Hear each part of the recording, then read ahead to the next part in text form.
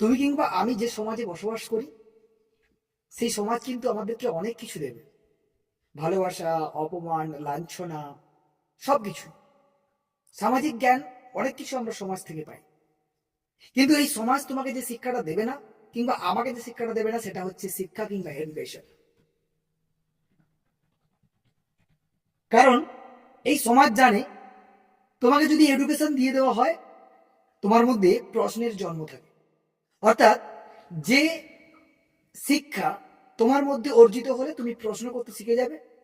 সুতরাং তারা জেনে যাবে যে প্রশ্ন করতে জানে সে কিন্তু বাঘের দুধ পান করেছে, আর যে বাঘের দুধ পান করে সে কিন্তু গর্জন করতে জানে। তাই ওরা চায় না তোমাকে প্রকৃত শিক্ষায় শিক্ষিত করে বাঘের মতো গর্জন করতে শিখুক আমাদের পাড়ার ছেলে, আমাদের গ্রামের ছেলে। এটা কেউ চায় না। বাকি সমস্ত শিক্ষা ওরা কিন্তু দেবে।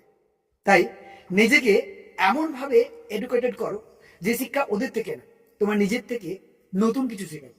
আশা করছি বুঝতে পেরেছি।